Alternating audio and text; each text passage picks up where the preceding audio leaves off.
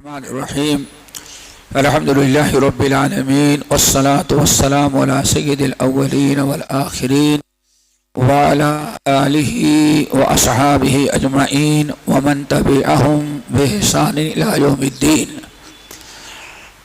فأعوذ بالله من الشيطان الرجيم. بسم الله الرحمن الرحيم. واتبع سبيل من أناب إلي. وعن ثوبان مولى رسول الله صلى الله عليه وسلم قال رسول الله صلى الله عليه وسلم طوبى لمن ملك لسانه ووسع بيته وبقى على خطيئته او كما قال عليه الصلاة والسلام. محترم بھائیوں، دوستوں، نوجوان ساتھیوں، ہم نے آپ حضرات کے سامنے سنن ابن ماجہ، طبرانی وغیرہ کی ایک حدیث پڑھی ہے. اس مجلس میں انشاءاللہ اسی حدیث کی روشنی میں ہم کچھ باتیں آپ حضرات کے سامنے رکھیں گے. اللہ تعالی ہم سب کو سننے کے ساتھ عمل کی توفیق نصیب فرمائے. حدیث کے راوی ہیں ثوبان مولا رسول اللہ صلی اللہ علیہ وسلم. ثوبان یعنی نبی علیہ السلام کے غلام. یہ آپ کے غلام نہیں تھے، آزاد تھے، لیکن اپنے لیے بڑا فخر سمجھتے تھے کہ میں اپنے آپ کو نبی علیہ السلام کا غلام ثابت کروں. اس کی وجہ کیا تھی؟ چند بھائی تھے، سبوں نے مل کر کے ان کو خریدا تھا. ایک کے غلام نہیں تھے، یہ تقریباً 4-5 آدمی کے غلام تھے. تو ان 4-5 بھائیوں نے کہا تم اتنا ہم کو دے دو اور ہم تمہیں آزاد کر دیں گے.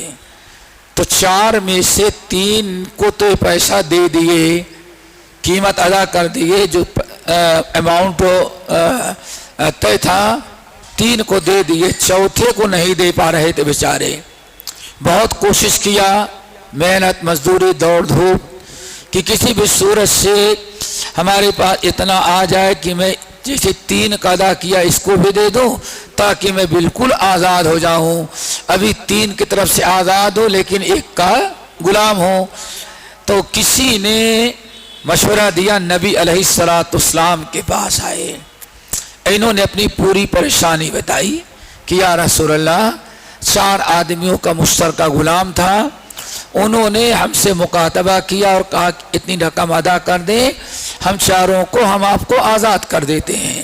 تو ہم نے 3 کو تو ادا کر لیا لیکن چوتھے کو نہیں ادا کر پا رہا ہوں، میری گردن اٹکی ہوئی ہے. آپ اگر کچھ مدد کر دیں تو بہت اچھا ہے، یا ادھار دے دیں، میں آپ کا غلام بن جاؤں گا. نبی علیہ السلام نے پوچھا کتنا چاہیے؟ جتنا انہوں نے بتایا 1 مشت نبی علیہ السلام نے دے دیا اور چوتھے کو جا کر کے قیمت ادا کی، آزاد ہو گئے. اب آزاد ہو جانے کے بعد نبی علیہ السلام کی خدمت میں آئے، کہے گا یا رسول اللہ، میں آپ کو اپنا غلام ہی کہنا چاہتا ہوں کہ ثوبان مولا رسول اللہ. آزاد ہونے کے باوجود نبی علیہ السلام کے احسان کا شکریہ ادا کرتے ہوئے اپنی ساری زندگی نسبت کس سے رکھی؟ نبی علیہ السلام سے. کہتے ہیں کہ میں نے خود نبی علیہ السلام کو فرماتے ہوئے سنا، طوبى لمن ملك لسانه. طوبى ہو اس انسان کے لیے جو اپنی زبان پر قابو رکھتا ہے، اپنے زبان کی حفاظت کر لیا. وَوَسِعَهُ بَيْتُهُ، اور اپنے گھر کو اپنے لیے کافی سمجھتا ہے. نمبر 3، وَبَكَى عَلَى خَطِيئَتِهِ، اپنے گناہوں پر اور خطاؤں پر روتا ہے. یہ 3 چیزیں ہیں اور یہی تینوں چیزیں دنیا آخرت میں نجات کی ہیں. سنن ترمذی کی روایت، عقبہ ابن عامر رضی اللہ تعالیٰ عنہ نے ہی پوچھا، یا رسول اللہ بما نجات المؤمن، مومن دنیا اور آخرت کی ہر بلا ہر مصیبت سے محفوظ کیسے رہ سکتا ہے؟ آقا نے فرمایا املک علیک لسانک وابکی علی خطیئتک ولیسع بیتک، تین چیزیں کر لو، ہر بلا دنیا آخرت کی تمام پریشانیوں سے محفوظ رہو گے۔ نمبر 1 املک علیک لسانک، اپنی زبان کی حفاظت کر لے۔ نمبر 2 ولیسعک بیتک، اپنے گھر کو اپنے لیے کافی سمجھو۔ نمبر 3 وبکا علی خطیئتک، اور اپنے کوتاہیوں کو یاد کر کے اللہ تعالیٰ کے سامنے رویا کرو۔ نبی علیہ السلام نے حدیث فرمایا توبہ، توبہ کیا چیز ہے؟ توبہ کیا چیز ہے؟ جو شخص یہ 3 عمل کر لیتا ہے، نبی علیہ السلام اس کو توبہ کی دعا دیتے، توبہ، اس کے لیے توبہ ہو۔ توبہ کیا چیز ہے؟ توبہ کے 2 معنی ہیں۔ ایک معنی تو ہے کہ جس کا توبہ لہم وحسن مآب، قرآن میں توبہ کے معنی جنت میں ایک درخت ہے، اور بالکل جنت کے سینٹر میں ہے۔ جنت کے سینٹر میں ایک درخت ہے، تنا، اور اس کی شاخیں جتنی جنتیں ہوگی ہر جنت میں ہر جنتی کے ساتھ ہے۔ اور اس کا کام کیا ہوگا؟ نبی علیہ السلام ارشاد فرماتے ہیں آدمی جنت پا جانے کے بعد جب اپنا کپڑا بدلنا چاہے گا، کہیں جانا چاہتا ہے اچھا کپڑا پہنے یا کپڑا بدلنا چاہے گا، تو اسی توبہ کی ایک درخت ہوگی، وہاں سے آٹومیٹک نکلے گی، جس پر دھلے دھلائے اعلیٰ درجے کے کپڑے لٹکے ہوں گے، وہ آ کر کے اس جنتی کے سامنے کھڑی ہو جائے گی۔ جنتی کا کام کیا ہے؟ اپنا کپڑا نکال دے اور نیا کپڑا پہن لے۔ جب پہن لے گا تو وہ کپڑا پھر ٹہنی پھر واپس چلی جائے گی۔ اس کو کہا جاتا توبہ۔ دعا کرو اللہ تعالیٰ سب کو اس کا مستحق بنائے۔ ہینگر ہوتا ہے نا، کہاں کہاں عالمہ میں ٹانگتے ہیں، جنت میں کچھ ٹانگنے کی ضرورت نہیں۔ آپ کپڑا بدلنے کی تمنا کریں گے تو بہترین دھلا دھلایا تازہ کپڑا کھائے گی، اس میں کپڑے لٹکے ہوئے ہیں، اپنا من پسند کپڑا پہن لو، پرانا نکال دو، اور پھر وہ واپس چلی جائے گی۔ توبہ لہم وحسن مآب، ان کے لیے توبہ ہے اور بڑا بہترین ٹھکانہ ہے۔ یعنی توبہ کا مطلب یہ ہے، توبہ کہاں ہے بیٹے؟ جنت میں۔ تو گویا کہ جنت میں جو جائے گا وہی توبہ پائے گا، جنت میں پہلے جائے گا، توبہ سے فائدہ بعد میں اٹھائے گا۔ یعنی اللہ تعالیٰ نبی علیہ السلام اس کے جنتی ہونے کی گارنٹی دے رہے ہیں۔ توبہ لہم، یعنی اس کے لیے جنت ضروری ہو گئی، چونکہ توبہ کا استعمال کرے گا اور توبہ جنت میں جانے کے بعد ہی ہے۔ دوسرا معنی توبہ کا بڑا بہترین، توبہ کا مطلب دوسرا معنی ماشاءاللہ خوش و خرم رکھے اللہ، سدا بہار، رحمتوں سے، برکتوں سے، صحت سے، مال سے، دولت سے، اولاد سے، ہمیشہ اللہ تعالیٰ آپ کو خوش رکھے۔ بڑی پیاری دعا ہے کہ توبہ لہم۔ حدیث کے اندر آتا ہے، طبرانی وغیرہ کی روایت، نبی علیہ السلام کے سامنے صحابہ کرام کا مجمع جمع ہوا تھا، بڑی تعداد ہے مجمع میں۔ ایک شخص آیا اور دور کھڑا ہوا، اور اس نے جب دیکھا تو بڑا دل میں رشک آیا۔ کیوں؟ وہ بیچارہ کبھی کبھار آتا تو دور دراز کا تھا، اور جو اللہ کے نبی علیہ السلام کے پاس بیٹھے تھے وہ تو 24 گھنٹے آپ کے ساتھ نماز پڑھیں، آپ کے ساتھ مسجد میں رہیں۔ تو اس نے کہا توبہ لہاتین العینین، ان آنکھ والوں کو بڑی خوشخبری ہو، بڑے خوش ہیں، بڑے خوش نصیب ہیں وہ آنکھ والے جو اپنی آنکھوں سے نبی کا دیدار ہر وقت کرتے ہیں، اور نبی کے صحبت اور نبی کے مجلس میں بیٹھنا نصیب ہوتا ہے۔ بڑے تمناؤں اور حرص اور لالچائی ہوئی زبان سے کہا کہ توبہ توبہ توبہ ہو ان لوگوں لوگوں کے لیے جو جن کی آنکھیں نبی علیہ السلام کا ہر وقت دیدار کرتی ہیں اور جن کو نبی علیہ السلام کی مجلس میں ہر وقت بیٹھنا نصیب ہوتا ہے۔ کاش کی ہم بھی ہوتے، ہم تو دور دراز رہتے ہیں، کبھی سال میں ایک مرتبہ آئے، 6 مہینے میں ایک مرتبہ آئے، ہم تو بد نصیب، لیکن یہ خوش نصیب ہیں۔ اللہ کے رسول نے فرمایا، توبہ جانتے ہو؟ اللہ کے رسول ہمیں اتنا معلوم خوشی کے موقع پر دعا کے لیے توبہ استعمال کیا جاتا ہے، اس سے زیادہ میں کچھ نہیں جانتا۔ عارف میں تم کو کیا رشک آ رہا ہے؟ اللہ کے رسول بڑے رشک کی بات یہ دیکھیں کتنے خوش نصیب ہیں یہ آنکھ والے جو ہر وقت آپ کا دیدار کرتے ہیں اور ہر وقت آپ کی صحبت نصیب ہوتی ہے۔ آپ نے فرمایا توبہ لمن آمن بی ولم یرنی، توبہ لمن آمن بی ولم یرنی، توبہ لمن آمن بی ولم یرنی۔ توبہ ہو اس انسان کے لیے جو مجھ پر ایمان تو لایا لیکن میرا دیدار بیچارہ نہیں کر سکا۔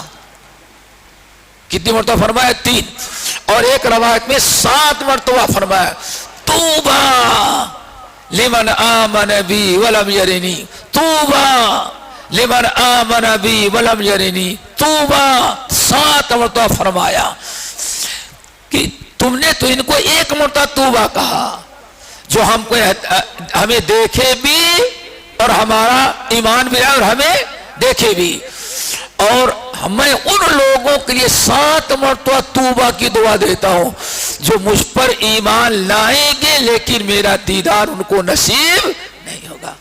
کیوں بھائی آپ بتائیے، اگر دنیا میں کوئی نمائش لگے کہ دنیا کی ہر چیز اور نبیوں کو بھی دکھایا جائے گا تو سب سے زیادہ دیکھنے کا شوق کس چیز کی ہوگی؟ کہ نبی کا۔ کیوں؟ ایمان لایا بے قرار ہے، ہر وقت دیدار کے آنکھیں ترستی ہیں، کاش کی میں بھی اللہ کے رسول کو دیکھ لیا ہوتا۔ اب ذرا جنہوں نے دیکھا ہو تو مطمئن ہو گئے، اور جو بیچارے نہیں دیکھے زندگی بھر بے قرار رہتے ان پر بڑا رشک ہے۔ اللہ سے نے تسلی دی 7 مرتبہ توبہ ان کے لیے جو مجھ پر ایمان لائیں گے لیکن میرا دیدار ان کو دنیا میں نصیب نہیں ہوگا۔ انہیں میں دعا کرو اللہ تعالی ہم سب لوگ بھی رہیں اور قیامت کے دن تو دیکھ ہی لیں گے انشاءاللہ، رب کو بھی دیکھیں گے اور تسر الناظرین کا بھی ساتھ ہوگا، نبی کا بھی دیدار کریں گے انشاءاللہ۔ میرے بھائیوں تو توبہ کا مطلب ہے دعا، کیا اللہ خوش رکھے، دین کی، دنیا کی، مال کی، اولاد کی، صحت کی، تندرستی کی، ہر قسم کی نعمتوں سے اللہ تعالیٰ نوازے، ہر بلا اور آفت سے ہمارے اس امتی کو اللہ محفوظ رکھے۔ کس امتی کو؟ جو 3 باتیں اپنے اندر پیدا کر لے۔ دعا کرو، سنو اور اللہ تعالیٰ سے دعا مانگو کہ تینوں چیزیں ہمیں ان کی پابندی کرنے کی توفیق نصیب ہو جائے۔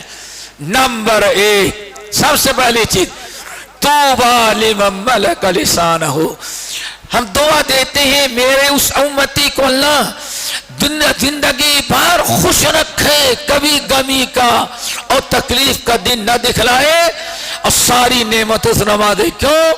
جو اپنی زبان کی اصلاح کر لیتا ہے، اپنی زبان کی حفاظت کرتا ہے۔ کیوں میرے بھائی؟ سارا بگاڑ کہاں سے شروع ہوتا ہے؟ کس سے؟ بیوی سے لڑائی ہوگی زبان کی، اور انتہا کیا ہوتی ہے؟ اسی زبان سے لڑائی شروع ہوئی، آخری انتہا جاؤ ہم نے طلاق دیا طلاق دیا طلاق دیا۔ کیا خیال ہے؟ پھر اس کے بعد نہ میں چاہتا تھا اور نہ بیوی چاہتی ہے، دونوں ایک دوسرے سے بہت پیار محبت کرتے ہیں، میں کیا بتائیں زبان سے نکل گیا، غصے میں کچھ سمجھ میں نہ آیا۔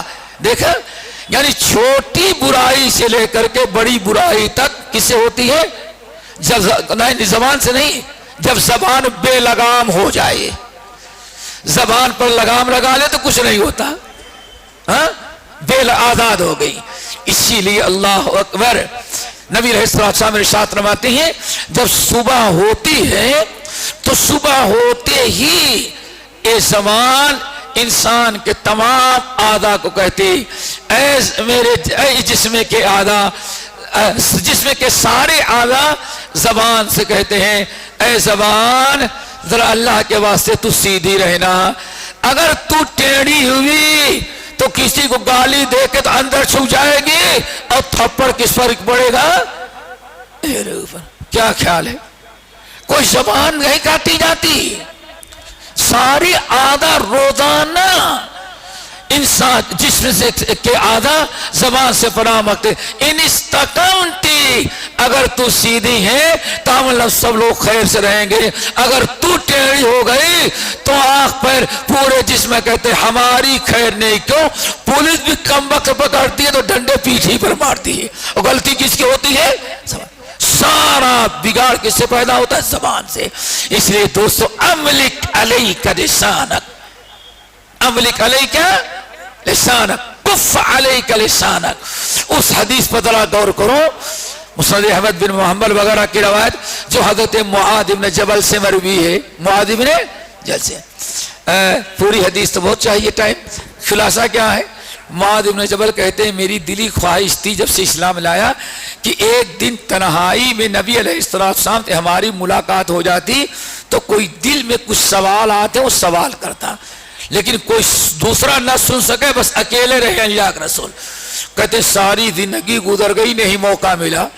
جنگ تبوک سے جب واپس آ رہے تھے مدینے کی طرف، خوب گرمی کا موسم تھا، چلتے چلتے لوگ تھک گئے تھے، گرمی بڑی شدت کی تھی۔ ایک مقام پر نبی علیہ السلام پہنچے اور فرمایا کہیں رک کر کے آرام کر لو، ذرا سورج ڈھل جائے گا، موسم ٹھنڈا ہو جائے گا تو چلیں گے۔ تو لوگوں نے پڑاؤ ڈال دیا، اور اب پڑاؤ کہاں ڈالتے؟ اتنا بڑا درخت نہیں ہوتا تھا کہ ایک درخت کے نیچے سب لوگ بیٹھے رہیں، تو ایک درخت کے نیچے دو آدمی، ایک آدمی کوئی پہاڑ کے دامن میں گیا، کوئی درخت کے دامن میں گیا، کہیں نالے پر نالے میں گیا۔ ایک درخت تھا، اسی درخت کے نیچے زمین ہموار کر کے نبی علیہ السلام کا بستر لگا دیا گیا، اور نبی علیہ السلام کو اسی پر لیٹنے کا موقع ملا، آپ لیٹے آرام کرنے لگے۔ معاذ بن جبل کہتے ہیں کچھ دور پر مجھے جگہ مل گئی، تو میں نے کہا آج بہترین موقع ہے کہ نبی علیہ السلام سالوں تو گزر گئے موقع ڈھونڈتے ڈھونڈتے، لیکن کبھی تنہائی ملتی نہیں۔ آج سارے لوگ سوئے ہیں اور اللہ رسول کریم میں چلو آج دل کی بات پوچھ لو۔ کہتے جب جانے لگا اٹھا تو سوچا کہ نبی علیہ السلام سو رہے ہیں، آرام فرما رہے ہیں، میں اب جا کے جگاؤں تو نیند خراب ہوگی، بے ادبی ہوگی۔ کہتے ہیں پھر واپس آ گیا، ایسے 2-3 مرتبہ۔ آخر میں جب بھی اٹھتا تو ادب مانے، تو ایک مرتبہ کہتے ہیں آخر میں نے کہا چلو ادب ہوگا تو بے ادبی ہوگی تو معافی مانگ لوں گا، لیکن آج چانس چلا گیا تو شاید آئندہ تنہائی میں چانس نہ ملے۔ ہمت کیا ہے، السلام علیکم یا رسول اللہ۔ آپ اٹھ کے بیٹھ کے وعلیکم السلام۔ معاذ کیا ہوا؟ یا رسول اللہ پوری بات بتائی، اور کہہ لیں اخبرنی بعملی یدخلونی جنت ویبعدونی من النار۔ یا رسول اللہ آپ مجھے کوئی ایسا عمل بتا دیں جس عمل کی برکت سے ہم سیدھے بلا حساب کتاب جنت میں جائیں، چلے جائیں اور جہنم سے بچ جائیں۔ آپ نے فرمایا معاذ سوال تو تم نے بہت بڑا کر ڈالا، کوئی معمولی سوال نہیں ہے، یہ بہت بڑا تم نے سوال کیا، لیکن جس کے لیے اللہ آسان کر دے آسان۔ پھر آپ نے ارکان خمسہ بیان کیا، کہا ان کی پابندی کرو۔ پھر آپ نے فرمایا اسلام کی سربلندی کا بتایا، پھر جہاد بتایا، پھر ابواب الخیر بتائے، بہت ساری چیزیں بیان کر دی، یعنی کلمہ سے لے کر کے تہجد گزاری تک، اور حج عمرے سے لے کر کے صدقہ نفلی صدقات اور خیرات تک ساری چیزیں اللہ کے رسول نے بیان کر دیا۔ اب معاذ بن جبل بالکل سوچ لے کہ ان تمام چیزوں پر عمل کریں گے، یہی کیوں ہم نے سوال کیا ایسا عمل بتائیں جس سے جنت واجب ہو جائے اور جہنم ہمارے اوپر حرام ہو جائے۔ اب اللہ کے رسول نے سوال کا جواب دیا، ان اعمال پر عمل کریں گے اب تو کوئی ٹینشن نہیں جہنم کا، ضرور انشاءاللہ جنت میں جائیں گے۔ خوب خوش ہو گئے۔ پھر آپ نے فرمایا یا معاذ، اتنا ہم نے بتایا، ارکان ایمان بتایا، ضربت سلام بتایا، ابواب الخیر بتایا، ساری چیزیں بیان کر دی، الا ادلک بملاک ذلک کلی، کیا میں تمہیں بتاؤں کہ یہ سارے اعمال تمہیں جنت تک پہنچائیں گے اور جہنم سے بچائیں گے؟ ایک چیز ہے، کیا وہ بھی بتاؤں؟ اوہو اللہ رسول، ابھی اتنا کرنے کے بعد بھی کوئی چیز ہے جس سے بچیں گے تبھی جنت میں جاؤں گا؟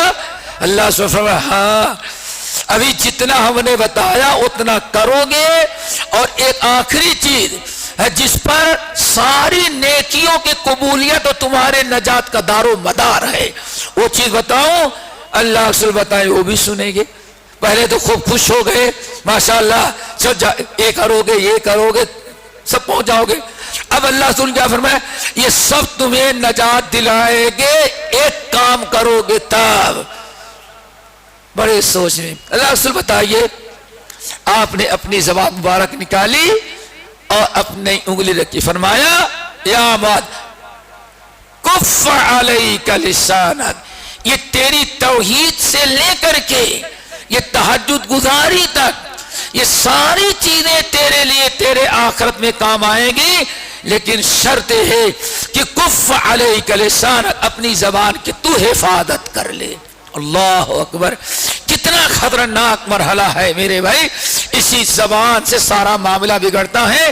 اسی لیے اگر زبان کسی نے اس زبان کی اصلاح کر لیا، آپ کا فرمان لا یستقیم ایمان عبد حتی یستقیم قلبہ، آدمی کا ایمان کبھی قائم نہیں رہ سکتا، استقامت، انسان ایمان پر استقامت قائم نہیں رہ سکتا جب تک کہ اپنے دل کی اصلاح نہ کر لے۔ اللہ اکبر، ولا یستقیم قلبہ حتی یستقیم لسانہ، اور دین بھی کبھی اس دین پر قائم نہیں رہ سکتا جب تک کہ زبان انسان کی درست نہ ہو جائے۔ دعا کرو ہم سب کو اپنی زبان کی حفاظت کی توفیق نصیب فرمائے۔ نمبر 2، وبکا علی خطیئتہ، وبکا علی خطیئتہ، صرف کھیل کود میں نہیں رہ جاتا، بستر پر گیا تو ایسے لیٹ کے نہیں بالکل سو جاتا، بلکہ صبح سے شام تک انسان جب رات کو بستر پر آتا ہے، اور شاید میں نے کہیں حدیث سنائی تھی، اللہ اکبر، رات کا وقت ہے، نبی علیہ السلام بستر پر لیٹے، ام المومنین عائشہ رضی اللہ تعالیٰ عنہ کی باری تھی، بستر پر لیٹے، اپنا دایاں ہاتھ اسی رخسار کے نیچے رکھے جس کو خط کہا جاتا ہے، اور اچانک کہتی ہیں کہ نبی علیہ السلام رونے لگے، سسکیاں بند گئی، مجھے احساس ہوا کہ رسول کیوں رو رہے ہیں۔ پھر اس کے بعد فوراً ہم نے دیکھا نبی علیہ السلام کہ آنسو بہ رہے ہیں، بستر گیلا ہو رہا ہے۔ میں نے کہا فداک ابی و امی یا رسول اللہ، اللہ رسول آپ لیٹے تھے کیا ہو گیا؟ عائشہ لیٹا تو اس کمرے کی کشادگی اور قبر کی تنگی مجھے یاد آ گئی۔ کمرہ اتنا بڑا ہے، اتنے فٹ چوڑا، اتنا فٹ لمبا، یہ دیوار، وہ دروازہ، یہ زمین خالی، یہ بستر۔ عائشہ اس کو چھوڑ کر کے جب کمرے میں جائیں گے وہ تو چھوٹی سی ہوگی، وہاں ہمیں یہ یاد آ گیا۔ انسان تنہائی میں کبھی یاد کرو، وَبَكَى عَلَى خَطِيَّتِكَ، اپنے گناہوں کو یاد کرتا ہے، گناہوں کو یاد کرتا ہے، اور اس قدر گناہوں کو یاد کر کے ڈرتا ہے کہ اس کو رونا آ جاتا ہے۔ دعا کرو سب کو اللہ تعالیٰ رونے والا بنائے۔ ممبر ہے امام احمد بن حنبل رحمۃ اللہ علیہ اپنی زہد کے اندر نقل کرتے ہیں بسند صحیح حدیث منقول ہے، نبی علیہ السلام خطبہ دے رہے ہیں، آپ فرماتے ہیں یا ایھا الناس ابکوا، اے مسلمانوں اپنے گناہوں کو یاد کر کے رب کے سامنے کھڑے ہونے کا منظر اور جہنم کے حالات کا تصور کر کے ابھی ابھی روک لو۔ یا ایھا الناس ابکوا، میرے صحابی رو لو، فإن لم تستطیعوا فتباکوا، اگر ان چیزوں کو یاد کر کے رونا نہیں آتا تو کم سے کم رونے کی شکل بناؤ، زبردستی رو، اگر زبردستی رو گے تو رونا، حقیقی رونا بھی اللہ نصیب کر دے گا۔ اللہ اکبر۔ کیوں؟ ان اہل النار فی النار یبکون، جو اپنے گناہوں کو یاد کر کے دنیا میں نہیں روتے، توبہ نہیں کرتے، گناہوں کی وجہ سے جہنم میں جائیں گے تو جہنم میں ان کو رونا پڑے گا۔ اس لیے بہتر ہے جہنم میں رونے سے پہلے ابھی زندگی میں رو لو۔ یا ایھا الناس ابکوا فإن لم تستطیعوا فتباکوا فإن اہل النار فی النار یبکون۔ حدیث بڑی طویل ہے، پھر کسی اور موقع پر۔ تو دوستوں اب اللہ رسول نے فرمایا اپنے گناہوں کو یاد کر کے حساب کتاب کو، قبر کے منظر کو، حشر کے منظر کو، ان تمام چیزوں کو یاد کر کے گناہوں پر رو لو۔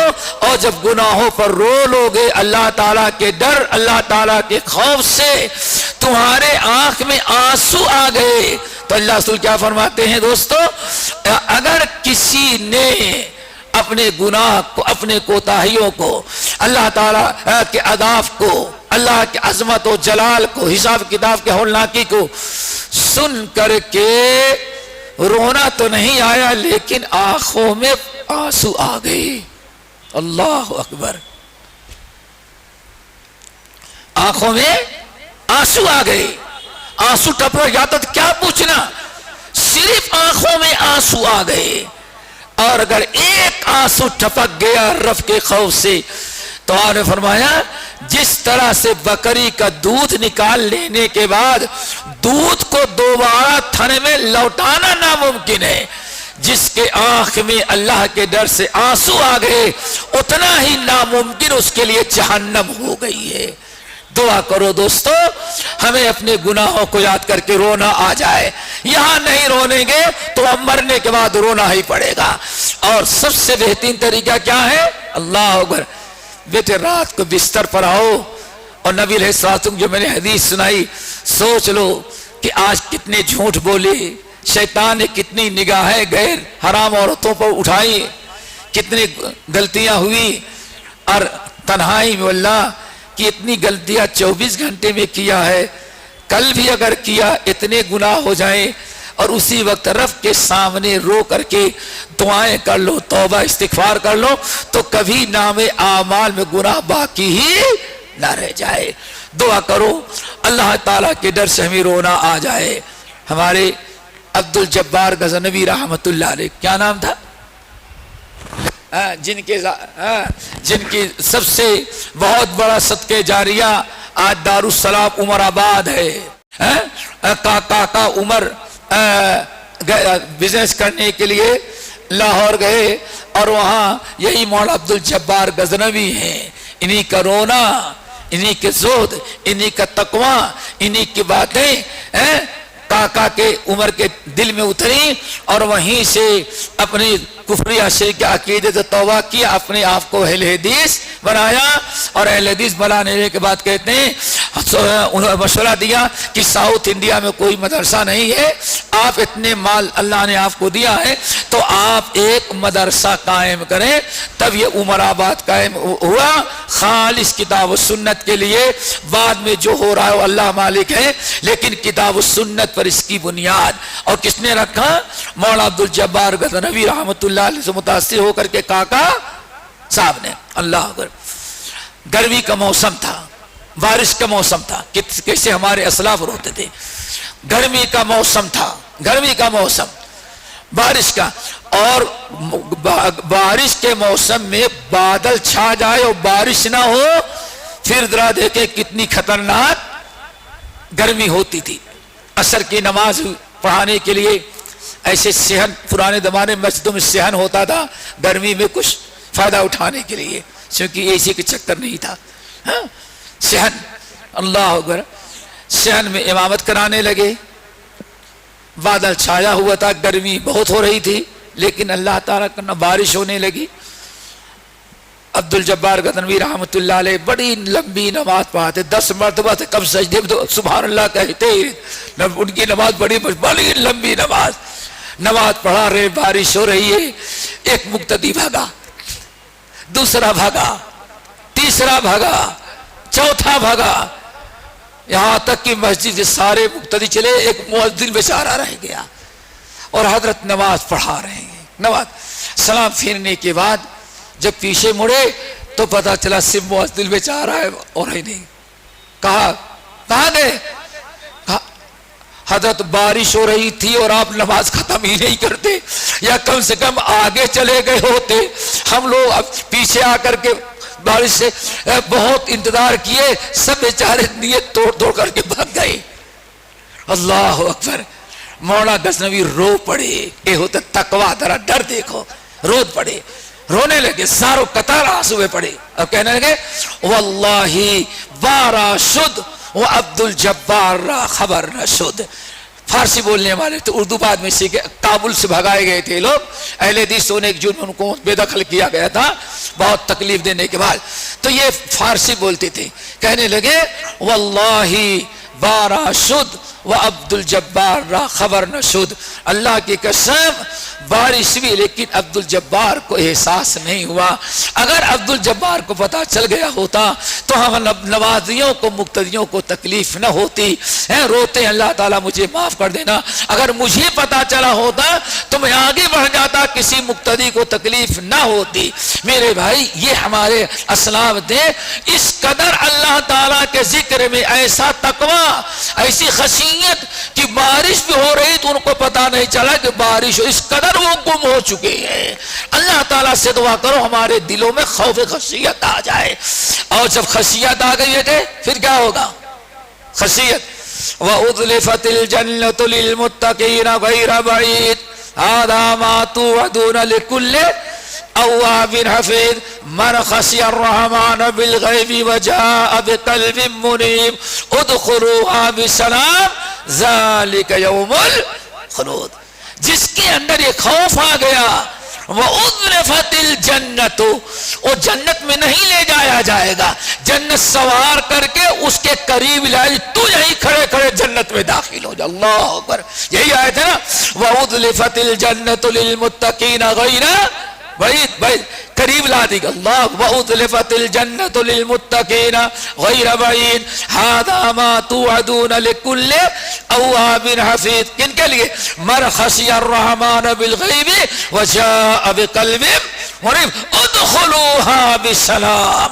دعا کرو اللہ خشیت دے اور سب کو قیامت کے دن ایسے ہی جنت میں ڈھونڈے نہ جائیں، جنت ہماری قریب آئے. اور آخر میں کیا کہا جائے؟ ادخلوها بسلام ذالک یوم الخلود. اللہ سب کو اس کا مستحق بنا دے. 2 چیزیں ہو گئی. تیسری چیز ہو گئی نا، تیسری چیز وہ کیا ہے بھائی؟ اللہ اکبر. وَوَسِعَهُ بَيْتَهُ، دکان بھی کرتا ہے، بزنس بھی کرتا ہے، تجارت بھی کرتا ہے، اسکول بھی جاتا ہے، ٹیچرنگ بھی کرتا ہے، نوکری بھی کرتا ہے، لیکن ضرورت بھر باہر رہتا ہے، باقی سارا وقت آ کر کے اپنے گھر میں بیوی بچوں بوڑھے ماں باپ کے ساتھ رہتا ہے. اور یہ نہیں ہو سکتا. دوست کے پہلے ہارن بجانے کی دیری ہے، ماں کو بھی چھوڑا، بیوی کو چھوڑا، بچوں کو چھوڑا، دوستی نبھانے کے لیے اب رات بھر شہر کا چکر لگاتا رہے. کیا خیال ہے؟ یہی ہوتا ہے. اب تو کوئی ضرورت نہیں. ماں کو بھی پتا نہیں، میں آپ کو ایسے ایسے کچھ کیا اور بٹن دبایا، وہاں آ گیا، پڑھ لو. ہاں 5 منٹ انتظار کرو، ہم پہنچ رہے ہیں. یہ سارا وقت کس کو دے رہے ہو؟ دوست کو. گھر میں رہتے باپ کی خدمت کرتے، ماں کی خدمت کرتے، بیوی کا حق ادا کرتے اور اپنے بچوں کی تربیت کر لیتے، اور دنیا باہر کی ساری برائیوں سے تم محفوظ رہتے. اس لیے وَلْيَسْعَكَ بَيْتُكَ، اپنے گھر کو کافی سمجھو. باہر جاؤ ضرورت کے لیے، لیکن ضرورت سے فارغ ہونے کے بعد اپنے گھر کو کافی سمجھو۔ ماں کی خدمت، باپ کی خدمت، بیوی کا حق، بچوں کی تربیت، اور دنیا کے باہر کے سارے فتنوں سے، اور پولیس سے بھی بچ گئے نا۔ کتنی تینوں چیزیں ہو گئی کہ باقی ہے کچھ؟ ہو گئی نا۔ تو دعا کرو اللہ تعالیٰ اس تینوں چیزوں عمل کرنے کی توفیق نصیب فرمائے۔ سب سے پہلی چیز کیا؟ زبان کی حفاظت، نمبر 2 گناہوں کو یاد کر کے رونا، اور نمبر 3 آوارگی، باہر گھومنے ٹہلنے کے بجائے ضرورت کے لیے جائیں، باقی اپنا وقت کس کے لگائیں؟ کیا خیال ہے؟ 12 بجے روزانہ دوستوں سے مل ملا کر کے گھر میں آتے ہیں، واللہ ماں سے جا کر کے ماں سے پوچھو اگر 10 منٹ لیٹ ہو جائے تو ماں بیچاری، اس کا دل اوپر نیچے، باپ پریشان ہے۔ 10 بجے آ جاتا تھا، 10:15 بجے کہاں رہ گیا؟ کتنی محبت، یعنی کم سے کم ماں باپ کی محبت کی قدر کر کے انسان دوستوں کو ترجیح دے اور ماں باپ کا حق ادا نہ کرے۔ اللہ تعالیٰ سے دعا کرو ہم سب کو عمل کی توفیق نصیب فرمائے۔ یہ چند باتیں ہم نے کہی ہیں، اللہ تعالیٰ اس کو قبول کرے، ہمارے کہنے، آپ حضرات کے سننے اور سب کو عمل کرنے کا کو اللہ تعالیٰ قبول فرمائے، توفیق دے، اور ایسے بار بار مل بیٹھنے کی اللہ تعالیٰ ہمیں موقع عطا کرے۔ اقول قولی ھذا واستغفر اللہ من کل ذنب واتوب الیہ۔